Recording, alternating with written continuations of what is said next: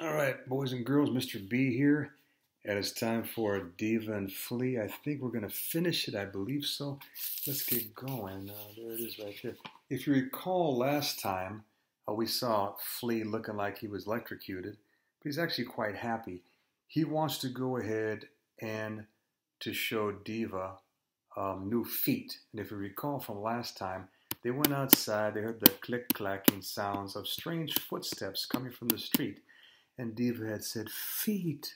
But Flea had said, hey, don't worry. Just stay with me. Nothing's going to happen. So she stayed. She waited. She trusted. Important to trust.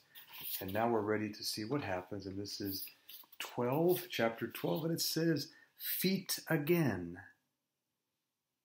And notice, that's who the feet belong to, a man. He's got dress shoes on. Good for him. And a sport coat and slacks. Thank you. And it says feet again. Clickety-clack, clack-click, click-clack. Diva could hear the feet coming closer. Then she could see the feet coming closer. Flea did not move. So Diva did not move either. Then the feet came to a stop right in front of Diva. Oh. Say meow, instructed Flea. Woof, said Diva.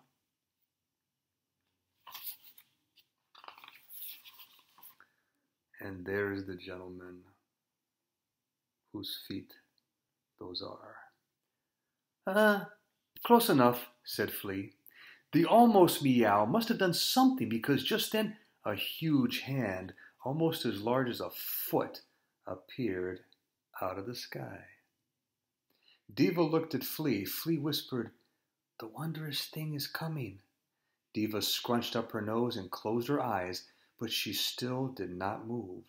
Then the hand touched Diva's head and started to pet it. The hand was gentle and friendly. If it could have talked, it would have said something like, why, hello there. You are very nice, and I'm very glad that we can share this moment. You have made my day a little better, and I hope I have made your day a little better too. Wow, thought Diva, that was a wondrous favor. Told you, said Flea. Now, what was that thing you were saying about something called lunch? And look how happy she looks with this gentleman here. And he's not a Frenchman, actually. He's an American. I'll let you know why later, how I know that. Last chapter, girls and boys. Diva and Flea now. This looks like the Cathédrale de Notre Dame, the Cathedral of Notre Dame. I could be mistaken, but it looks like that. That's a gargoyle at the top. This is Diva now. Diva lives with Eva, the gardienne of 11th Avenue Le Play in Paris, France. Sometimes she and her friend, a big cat named Flea, pass through the courtyard gate to discover new things and meet new feet on the streets and avenues of the city. Diva has become a flâneur, a small dog in a big city who has seen things and done things that other small dogs in Paris have only heard about from passing cats. Even though Diva has lived many adventures, she still loves stories, especially Flea's.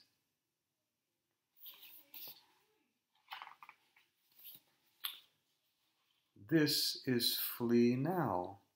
Oh, he's no longer an alley cat.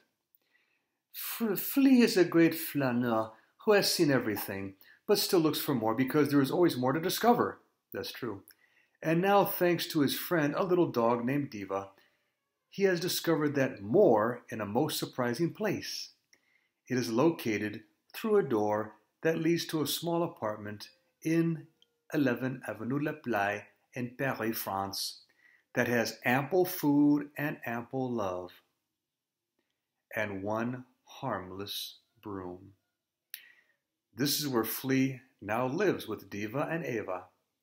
This is where he eats breakfast every day. This is where the wall has a photograph of him. I don't know about the wall, but I see right here's a photograph of him. These are all parts of his very favorite story, the story he calls The Adventures of When I Found a Friend and a Home at the Same Time. And Looks pretty comfortable. This says au revoir, which sort of means goodbye. And they're looking at the Le Tour Eiffel, the Eiffel Tower. Au revoir, mes amis. Goodbye, my friends. And they look pretty happy, two friends. Even though one's a cat and one's a dog, they can still get along, just like we can get along with other people. Okay? Now, how did I know that man, in fact, where'd he go? How did I know that man was American, not a Frenchman? Well, not just by his features, maybe. He could pass for a Frenchman, maybe. But because, if you go over here, there's another drawing of him. Hello, hello, if I can find it. There he is. And notice, there's Diva, and there's Flea, and there's the broom. Okay? Oh, no, that's not the broom, that's the table. Sorry about that. But how do I know he's American? Because look, it's Mo Willems. And Mo Willems says, I'm not going to read all of it, but he said that he always wanted to live in Paris, France, and so he finally went there. He got an apartment in Paris, and the building had a gardien, a keeper, and she had a nice dog. Okay? And basically went ahead and, he became friends with Diva. There's a real Diva. Now, is there a real Flea? I don't know. But that is Mo Willems. That's him right there, how he really looks. Long hair and beard and sport coat. And guess what? That's the man who did the illustrations, Mr. Tony Di Terlizzi. He also says that as long as he can remember, he wanted to live in Paris, France, and he wanted to see everything from the famous paintings in the Louvre Museum to the perched gargoyles of the Notre Dame Cathedral. And so he said, hey, he's glad that Mr. Mo Willems gave him a chance to illustrate that book. So that's Mo Willems, because his name is Dutch, I believe, so it's Willems, and that is Tony Di Terlizzi. As far as I know, they're both American, but that is them right there. So isn't that good? That was him in the story. So Mr. Di Terlizzi put Mr. Willems right in the story. Now, is there an end page? Yes, there is, and it's like the beginning. Okay, boys and girls, that's pretty good. And again, that's the story of Diva and Flea. I enjoyed it.